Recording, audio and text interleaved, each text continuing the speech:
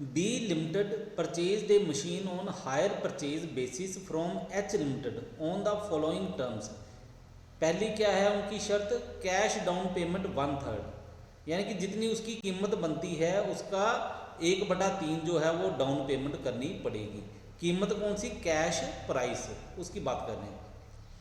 उसके बाद क्या है दूसरी शर्त, 3 half yearly installments of ₹16,400, ₹14,880 and ₹12,600। The first two commence at the end of 6 months from the date of cash down payment. तो बाकी किस्तें कैसे देनी है, वो हाफ ईयरली इंस्टॉलमेंट रखी गई हैं। कैसे, पहली किस्त है 16,400 रुपये की, उसके 6 महीने बाद 14,880 रुपये की, उसके भी 6 महीने बाद 12,600 रुपये की। और जो पहली किस्त उन्होंने कहा गया है कि वो कब से शुरू होगी, जैसे कैश डाउन पेमेंट कर देते हैं उसके 6 महीने के बाद। Interest to be charge by the vendor at the rate of 10% per annum. ब्याज लगाया जाएगा 10% प्रति वर्ष की दर से, calculated on half yearly basis. ठीक है, तो ब्याज कैसे लगाएंगे, हर 6 महीने के आधार पर। तो ये लिखा हुआ है साथ में रेस्ट का मतलब जो राशि बच जाएगी उसके ऊपर। Compute the cash price of the machine. तो आपको कहा गया है कि आपने इसका कैश प्राइस पता करना है मशीन का, वो कितना बनता है। अकाउंट बनाने के लिए उन्होंने नहीं कहा है, लेकिन आपने क्या करना है, अकाउंट जरूर तैयार कर लेने हैं, सीख लेने हैं कि ये मशीनरी अकाउंट है वो कैसे बनाएंगे, वेंडर अकाउंट कैसे बनाएंगे। ठीक है, तो वो आपने सीख लेना है। तो आपको मेन जो काम कहा गया है कैश प्राइस पता करने के लिए मशीन का, तो वो हम पता कर लेते हैं। देखो कैसे करना है। इस सवाल में आपको क्या दिया हुआ है, कैश प्राइस आपके पास नहीं पता है। हायर परचेज प्राइस कितना है वो भी आपके पास नहीं पता है, क्योंकि हायर परचेज की 3 किस्तें दी हैं और डाउन पेमेंट कितनी है वो पता नहीं है। ठीक है, तो इसलिए ना तो हमारे पास हायर परचेज प्राइस है ना ही कैश प्राइस है, तो हमें दोनों में से कुछ भी पता नहीं है, ना ही तीसरा आप ब्याज पता कर पाओगे। ठीक है, लेकिन ब्याज की आपको क्या है, रेट जो है वो बताया हुआ कि वो इतना बनता है और किस्तें बताई हुई हैं। और ब्याज जो है वो 10% कहा हुआ है, ये 6 महीने के हिसाब से है। ये साल का लिखा हुआ है आपने 10% प्रति वर्ष, लेकिन कहा क्या है कि 6 महीने बाद लगाना है। तो आपने इसको मान लेना कि 6 महीने का ब्याज जो है वो 5% लगेगा। ठीक है, साल का 10 रुपये है तो 6 महीने का कितना होगा, 5 रुपये। ठीक है, तो उस हिसाब से चलते हैं हम लोग। तो ये सोल्यूशन में हमने लिख भी दिया है, installment is on half yearly basis, so rate of interest should be half yearly, that is 5%। तो क्योंकि किस्त जो है 6 महीने के आधार पर है, इसलिए हम ब्याज को भी 6 महीने के आधार पर मानेंगे। तो साल का ब्याज 10% है तो 6 महीने का 5% होगा। तो इस तरह का जब क्वेश्चन आ जाए तो आपने क्या करना है, इस क्वेश्चन को करने के लिए सबसे जो लास्ट इंस्टॉलमेंट है यानी कि 3rd इंस्टॉलमेंट है, वहाँ से आप प्रिंसिपल को पता करो, तब आपको पता चलेगा कि कैश प्राइस क्या बनती है। तो पहला स्टेप है हमारा pass principal amount before 3rd instalment. तो तीसरी इंस्टॉलमेंट जब आपने पे करनी है उससे पहले प्रिंसिपल अमाउंट कितनी बनती थी। तो इसके लिए फार्मूला है आपके पास, 3rd इंस्टॉलमेंट कितने रुपए की है, ये है 12,600 रुपये की। ऊपर देख लो क्वेश्चन में भी लिखा होगा।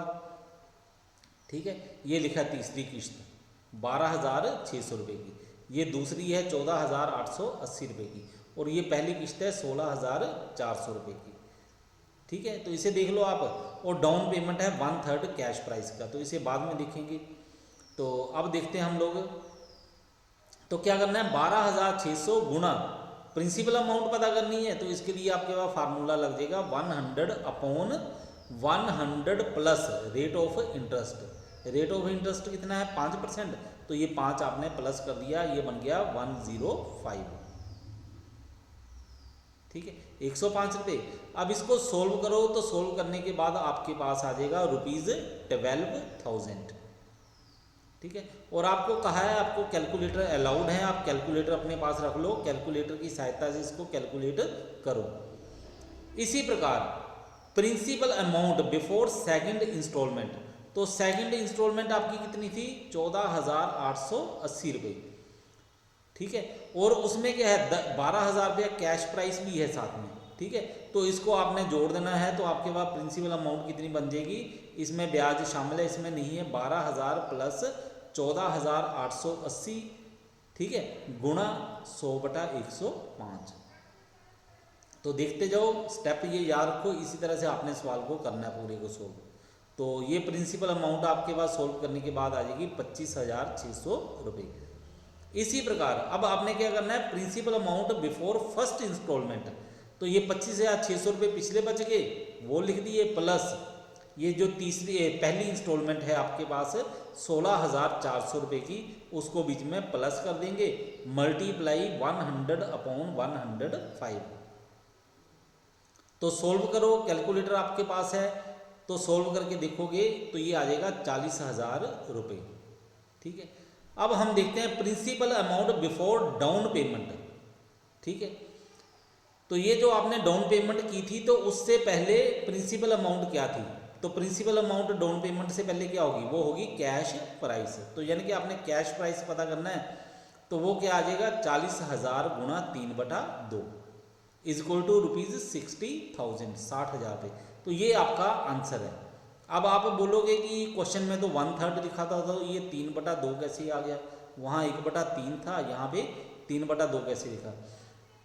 तो ये कुछ भी नहीं है, जैसे आप 4th 5th क्लास में क्वेश्चन करते थे, लिखते थे कि यदि ब्याज 50 रुपये, ठीक है, तो मूलधन 100 रुपये, यदि ब्याज 1 रुपया तो मूलधन बराबर 100/50 रुपये, ठीक है। इस तरह से चलते थे, उसी तरह से आपने ये वाला 3/2 जो है वो पता किया है। तो अब आपको बताते हैं भी कैसे किया है, तो करते हैं इसको वर्किंग नोट में। तो ये मैंने लिख दिया है, वही calculator the figure 3/2 to know the cash price as follow. तो ये 3/2 आपने कैसे पता किया है, तो ये देखो, सबसे पहले हमने क्या किया, मान लो कैश प्राइस बराबर 1 रुपया, ठीक है। कैश डाउन पेमेंट कितनी है, वो है 1/3, ऊपर लिखी हुई है क्वेश्चन में, ठीक है। और कई बार क्या लिखते हैं, 1/3 की जगह ऐसे लिख देते हैं 33 कि इतना परसेंट है, कि 33 सही 1/3%। तो इसको आप सोल्व करोगे, ये बनेगा 100/3 इजक्वल टू 1/3, ठीक है। ये तीनों राशियां जो हैं बराबर हैं, ये भी ऐसे दिया जा सकता है, ऐसे भी क्वेश्चन को दे सकते हैं, ऐसे भी दे सकते हैं। तो हमारा क्वेश्चन तो 1/3 के हिसाब से है, तो हम 1/3 लेके चलते हैं। पर ये देख लेना पेपर में कई बार ये वाला लिख देते हैं इस तरह से, और कई बार ऐसे लिख देते हैं, इन सभी का मतलब 1/3 ही होगा, ठीक है। जब सोल्व करोगे तो 1/3 ही आता है, ठीक है। तो अब आगे करते हैं cash price after down payment, ठीक है। अगर डाउन पेमेंट दे दें, फिर हमारे पास कैश प्राइस कितना बचेगा, देखो टोटल कैश प्राइस था 1 रुपया, 1/3 आपने डाउन पेमेंट दे दी, तो इसको माइनस करो, 1 - 1/3, तो कितना आ जाएगा 2/3, 2/3, ठीक है। आगे जैसे क्वेश्चन करते हो, if cash price after down payment is 2/3 then cash price is equal to 1, ठीक है। यदि डाउन पेमेंट करने के बाद नगद मूल्य 2/3 आए, तो कैश प्राइस कितना आएगा 1, ठीक है। अगर क्या लिखा हुआ है कि अगर डाउन पेमेंट 2/3 होती है, तो नगद कीमत कितनी आएगी 1 रुपया। अगर कहा गया है कि ये जो डाउन पेमेंट अगर 1 रुपया हो, तो नगद कीमत कितनी बनेगी, वो बनेगी 3/2, ठीक है। वो कैसे आएगा, 1 को आपने 2/3 से भाग कर देना है, तो आपके पास आ जाएगा 3/2, 3/2। हो गया क्लियर। चलो अगर नहीं हुआ एक बार फिर बता देता हूं मैं, ठीक है। आपने कैश प्राइस 1 माना, डाउन पेमेंट 1/3 थी, वो माइनस कर दी, तो आपके पास कीमत बच गई 2/3, ठीक है। अब अगर डाउन पेमेंट पे करने के बाद कीमत 2/3 होती है, तो असली कीमत कितनी होती है 1 रुपया, ठीक है। अगर डाउन पेमेंट पे करने के बाद कीमत 1 रुपया बनती है, तो नगद कीमत कितनी बनेगी, वो बनेगी 1/2/3। 1 को आपने क्या किया 2/3 से डिवाइड कर दिया।